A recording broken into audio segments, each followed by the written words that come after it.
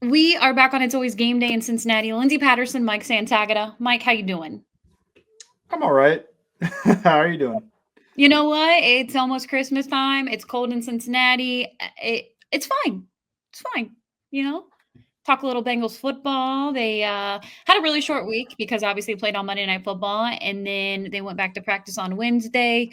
Just a quick injury report update. Nothing new with Orlando Brown Jr. It really sounds like he's just going to be a week to week at the moment. Joe Burrow obviously had that knee brace on. He is limited, but he said that should be good to go, and that shouldn't be a factor or anything like that for playing on Sunday.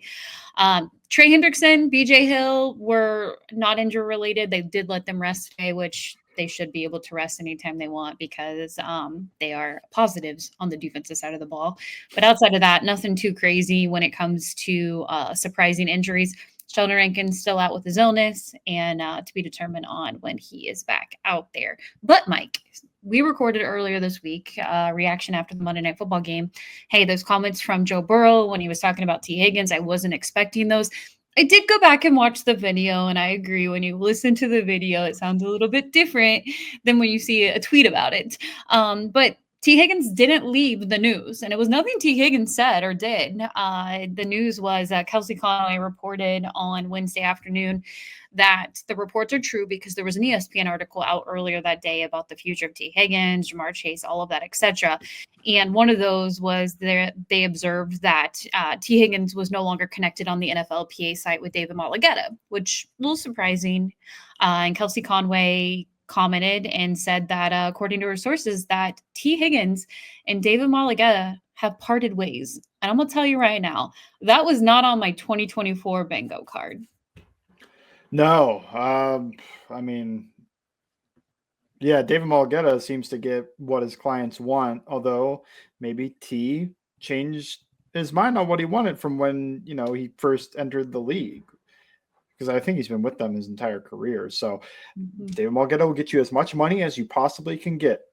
And maybe it's reading between the lines, but maybe just T doesn't care as much about getting the absolute top dollar as he does about something else. And that something else could be playing with Joe Burrow and Jamar Chase. So maybe he's like, I'll take what probably won't seem like a hometown discount, but what might be just a little bit below what his market value is.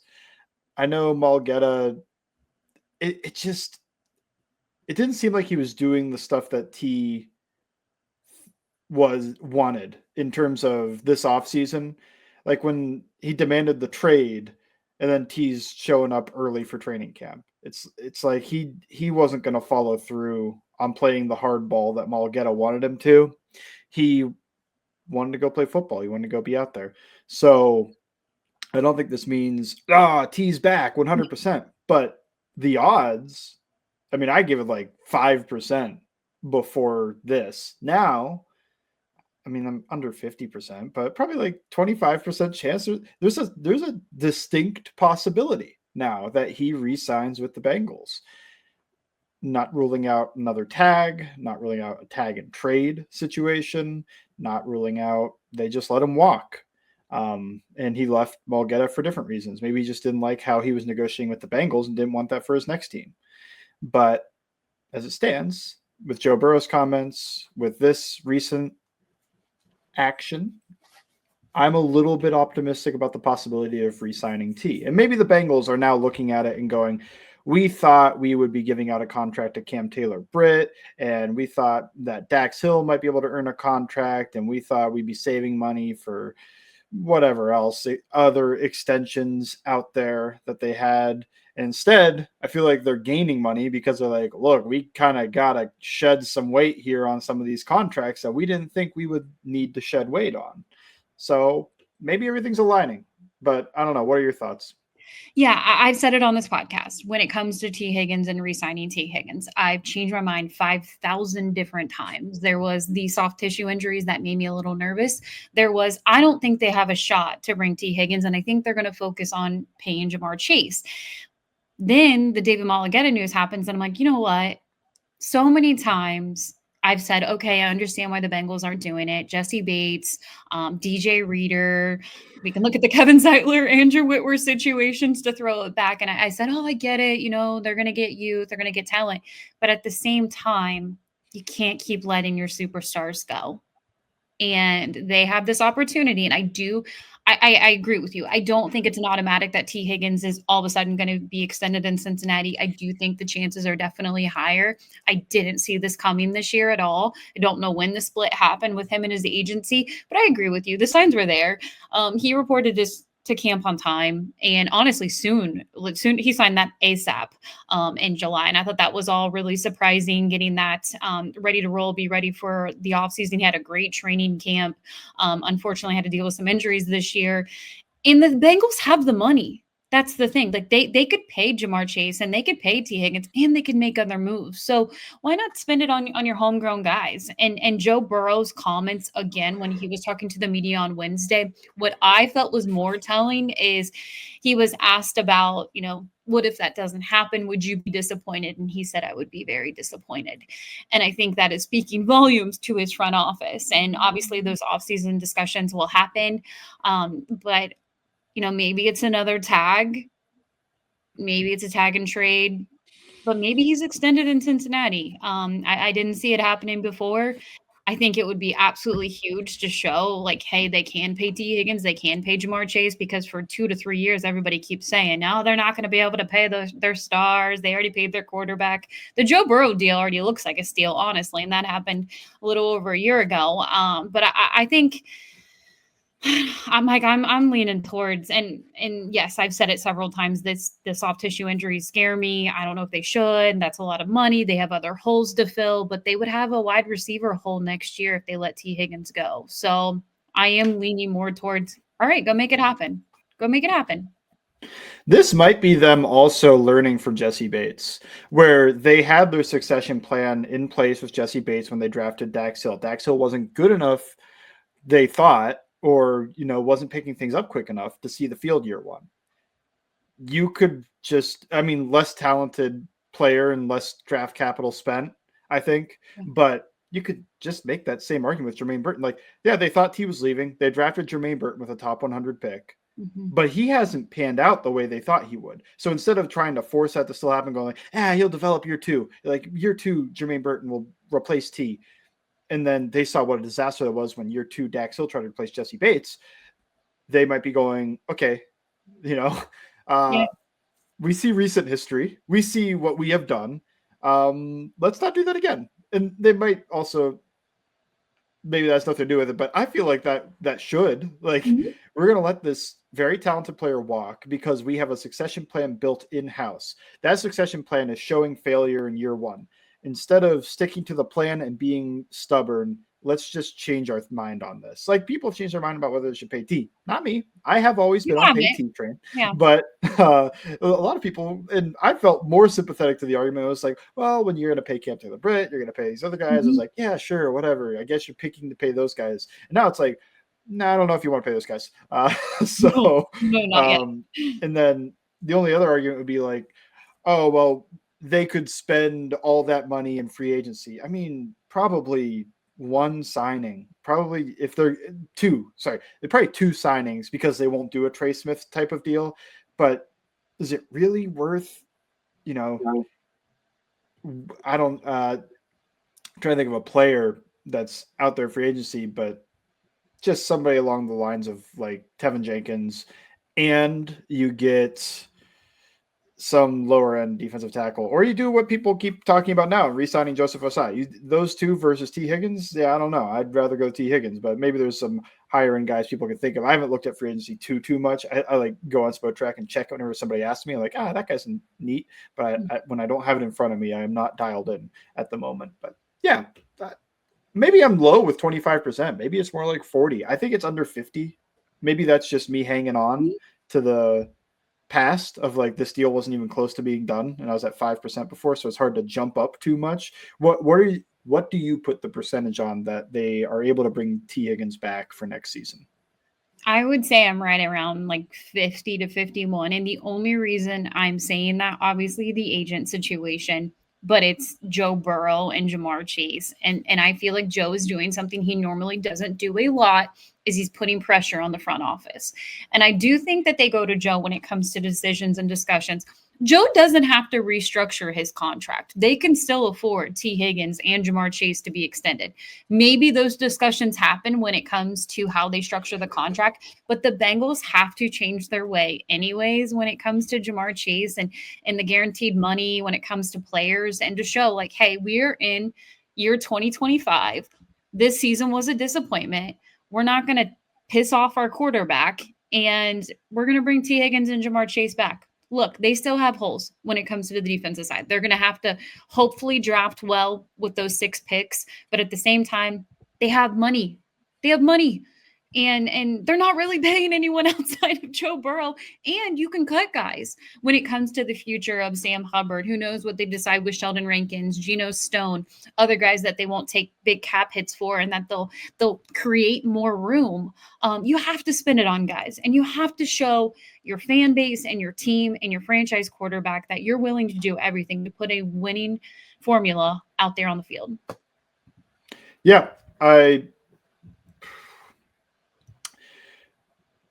I think the pressure from Joe Burrow is important, but I also do remember right before they let Jesse Bates walk, Joe Burrow was putting pressure, and Mike Hilton put some pressure on them. Just people were saying like, hey, re-sign Jesse Bates. He's super important. They didn't listen. Now, like I said before, maybe Burrow's made it clear that like, hey, you didn't listen to me about that. And he's got more star power now and more leverage now than he did then. So maybe that plays part into it, but that is the part that holds me back just a tiny bit. Cause I'm like, yeah, I remember he did this, not as aggressively. I think it was just like once, but I remember he did this for Jesse Bates and they didn't listen.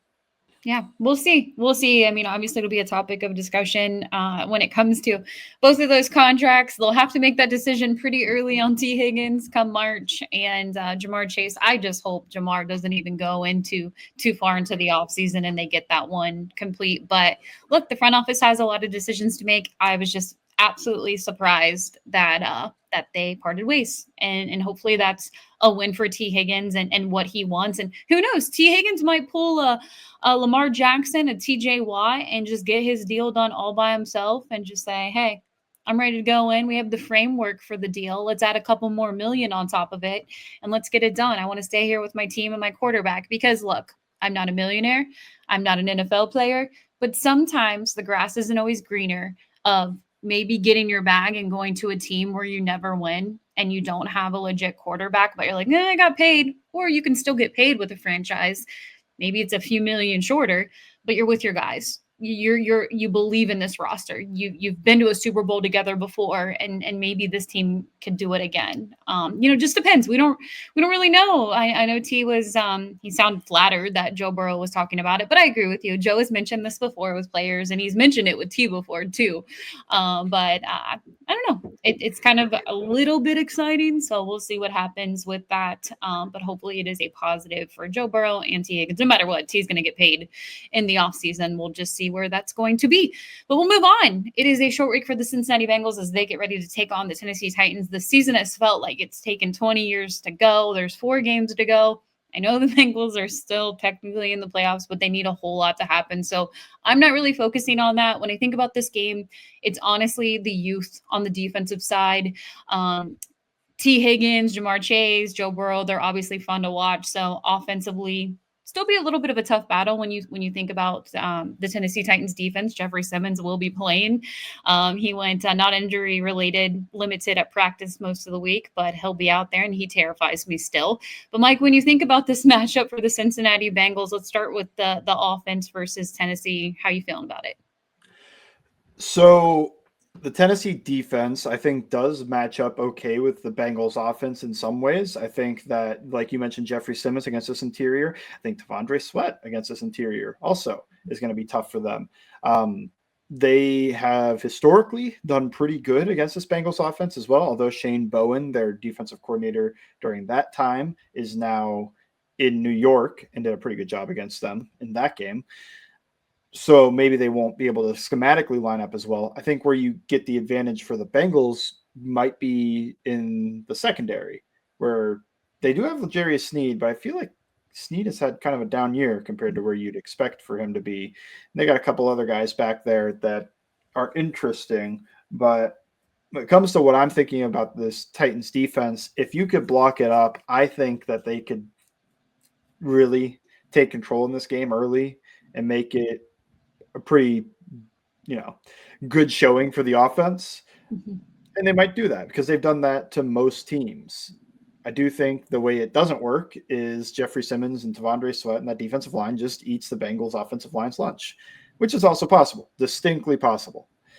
You could see that happen and Joe Burrow take plenty of hits in this game. So it'll be interesting to see. I think that's where the battle starts.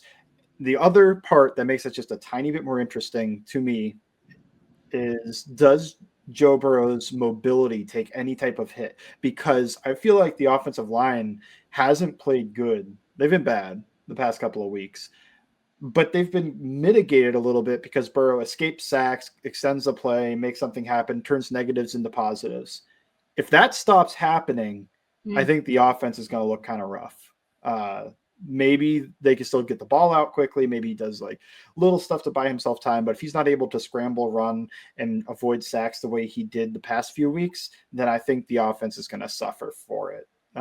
You think there's anything else about that specific matchup you wanted to hit on?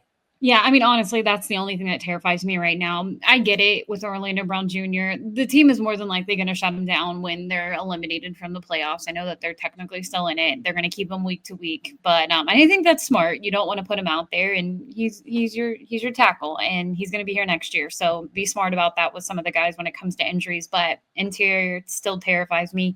When you bring up the mobile part, I think that's all extremely important. Seeing some of the Twitter doctors out there, they have stated that it shouldn't impact anything, but we really didn't get to see Joe move a whole lot towards the end of the game after that face mask situation. Adrenaline too. Yeah. In that moment, you're probably like, yeah, everything's fine. I'm good, just a little sore.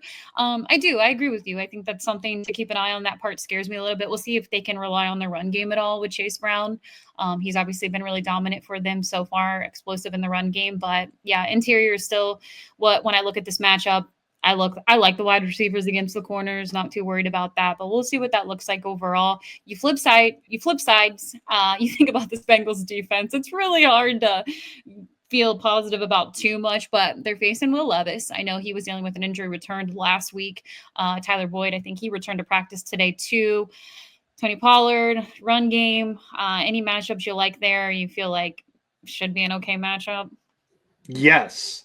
I think JC Latham versus Trey Hendrickson, despite Latham having a pretty good rookie season so Mhm. far, I think that swings Hendrickson's favor. So maybe they give a lot of help to that side. I think the right tackle is a disaster for the Okay. Titans so far this season. So Miles Murphy, no sacks on the season. I think it could happen. All If the right. right not very good, he's getting some snaps, but he had the most snaps, I think, last week. Now, still has some struggles with, you know, as a player. And we talked about that extensively on Tuesday's show, or Wednesday's show, I guess, for the people. Mhm. We talked about that extensively on the last show. But I think this right tackle's not great. And the last time he faced against a not great right tackle was the Raiders game. And I thought he played pretty well in that Raiders game, including a huge quarterback hit. And that was on limited snaps. So if they can get the offense going, play from a lead, get after Will Levis, I think you could see some Miles Murphy production because they're probably going to be shifting all their attention to Trey Hendrickson to help their rookie. And that's going to leave up the other side if they can force passes. Now, if they're getting beat or they can't get into passing downs because the run game is just too effective, then that goes out the window a little bit. Other than that, I mean, that goes for the right guard too. The right guard has been pretty bad in Tennessee as well. So BJ Hill, McKinley Jackson, the guys that usually line up on that side. Chris Jenkins doesn't line up on that side a ton. He does, but I feel like he lines up more on the other side. So any of those guys, can they take advantage of that matchup as well? I assume the center might slide that way pretty often, and then you have a tight end chip on Hendrickson because you just know where Hendrickson's going to be on every play. Maybe it's Osai. Maybe you get Murphy Osai side by side, just like they did last week, and they're able to get those one-on-one matchups where Osai's rushing from the interior on, long distance situations, passing downs. Other than that, I I mean, the Tennessee offense, I think Tony Pollard and Tyjae Spears is fun. Brian Callahan, interesting to see how the Bengals do against one of their own, although this is not the peak of the Bengals defense. But it will be interesting to see, does Lou Anarumo have some stuff dialed up that he's just going to try to get to, and, got to have it situations where he might fool Callahan, or maybe he just knows their offense so well that you do get a good performance out of this Bengals defense. Also, I would say Will Levis, I don't know if he's like starting quarterback capable. So this is the game to test it. The Bengals defense is the test. If they score 27 or so, all right, Will Levis is a starting quarterback in this league. If he scores 13, I think you look at that and go, whoo. He's a little crazy out there. Are we looking at a quarterback? Yeah, he used to be crazier. I'm a little sad. Like the first 3 weeks, he kept trying to do the craziest thing possible every game. And there was like some meme image every week where he falls to the ground, hands on his head after throwing a pick six. And then he was like upside down and threw an underhand fumble to the defense. It was crazy. I think he's calmed down a little bit since then. But we'll see. We'll see if Will Levis can take advantage of this Bengals defense. All right, let's get to it. Scores, prediction. What's going to happen? This, to me, feels like a game the Bengals win. I know I've been down on them, and I'm not buying in because they beat the Cowboys. No. I just think the Titans aren't very good. I don't think that they match up particularly well outside of some specific matchups I talked about. And if those specific matchups go the Titans' way, they could win this game. I don't think this is a game that they can't win. But if I had to give a prediction, I think the Bengals win by like 10. I think this is like a 31-21 situation. What are your thoughts? No, I'm right there with you. It's so funny. In my brain, I agree it's a 10-point game, but in my head, I said 30-20. So I'm like right there. I do think the Bengals get back in the 30s. And the thing about this game is I think Tee Higgins is going to be the receiver in this game. And I think that we see him in the end zone twice. I think he's going to be, and Jamar probably again too, just because of just how dominant both of them can be. But I think it's going to be a Tee Higgins bounce back game. I know the focus was on Uno in that last game, which was crazy on Zimmer anyways. But hey, Joe Burrow took advantage of it. I think it'll be a little bit different when you think about these matchups on the defensive side compared to the Bengals wide receivers in the secondary matchup. So yeah, 30-20. Bengals do enough. I still feel like Joe's going to have to run a lot for his life because of the interior situation and matchup, but they find a way to win. They improved to 6-8, and I'm going to still think about the games that they dropped this season to think you could have been in the driver's seat when it comes to at least a wild card spot, and you unfortunately are not in any control of anything, and it's really just going to bum me out. But hey, I will, Mike, I know we talked about it before. I'll take some wins down the stretch. I have to watch this team 4 more times. I don't trust them anyways in the draft. So let me watch some wins. Let me see something. Everybody's excited about Mason Graham, but I feel like he just goes like top 6. And the Bengals didn't really have a shot at getting him anyway. Kind of like they hype themselves up for a guy every year like that. Yeah, Brock Bowers, which I was extremely excited for. I was like, look, if it happens, it happens. Like that would be amazing. Right now? Yeah. But that would be amazing. I don't think he falls past the top 10. And I don't remember where he got drafted, but it was well before the Bengals picked. This also might be the game between the two most likely teams to have Tee Higgins next year. Just right. Of like the Titans have a ton of cap space, ton of room. They're willing to pay a boatload of money to wide receivers. Brian Callahan, that would make a lot of sense versus, I would take the field over the Bengals, but would I take the Patriots over the Bengals? I don't know. The Chargers? I don't know.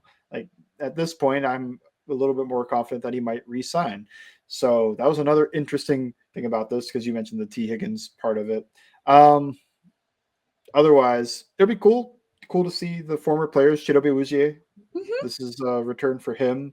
Anybody else out there? I hope we get to see the young guys on defense play like you said. Honestly, I'm at the point, the linebackers, man, and Joe Badgie going to IR is the last part. Is this Muma time? Is this Muma Jungmeta? Is he going to see some snaps in this game? Yeah, I want to see it. And honestly, I know it. Look, I'm still kind of holding on a little bit of hope that maybe Joseph Asai is somebody that they end up bringing back. They get a deal done with David Malagueta, which would be absolutely. I think it's crazy. You think it's crazy? What I think is crazy is just It's just I've seen this. I get You're it. right. You're Like, right. he's a young guy, and maybe you want to extend him because he's showing a little bit down the stretch. But you have the most expensive defensive line, and the idea that it's the worst defensive line in terms of pass rush outside of Trey Hendrickson, let's make it more expensive and bring the same people back seems insane to me. But maybe You're I'm right. wrong. He is young. He's improving, and they might look egg on their face. And he goes and balls out somewhere. But I feel like they're going to look at that and go like, we can't be more expensive on this You're right. defensive line for the same players. You're right. See, this is why I love doing a podcast with you, because you talk me out of these crazy ideas, and I'm No, like, it's you know not what? crazy. I see it everywhere. It's not a bad idea. It's fine. Maybe that it's offset when you cut Rankins and Hubbard. Maybe it's offset, and they're like, that's $20 million saved. We'll see. What's $6 million to Joseph Osai? We'll see, but I hope we still see. And honestly, no matter what for Joseph Osai, he's putting tape on a resume for another team possibly. So hopefully he has a really good 4 final games. And Miles Murphy, man, let me see you. Let me see you some more. I loved that. You know, he outsnapped Hubbard, and hopefully we continue to see that again. We want to see more in these final 4 games. I agree with Meta. Let's just see what your youth is.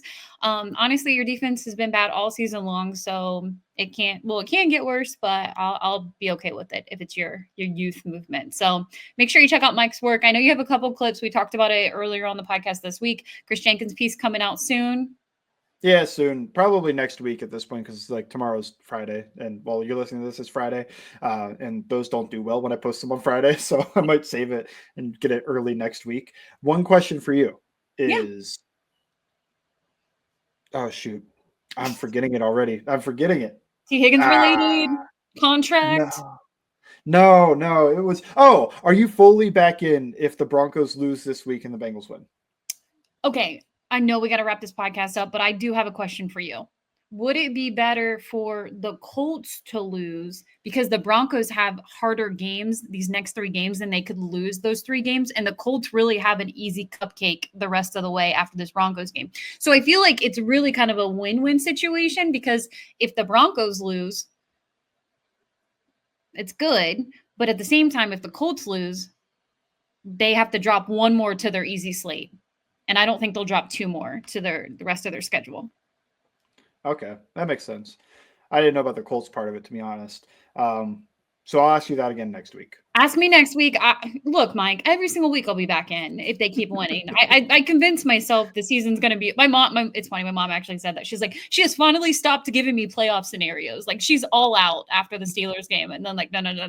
Right back in after a Dallas win. No, it's crazy. It's going to take a whole lot. If the Bengals find a way to get in, I would not want to face Joe Burrow in the wild card round. But we'll see. We'll see. That's a lot of ifs, ands, or buts. But for now, it is the Tennessee Titans. Make sure you check out Mike's work. Go follow him on Twitter, Bengals_Sands. You can follow me at LNDS Patterson. We'll be back on Sunday with a recap of Bengals and Titans. Thank you for listening to It's Always Game Day in Cincinnati.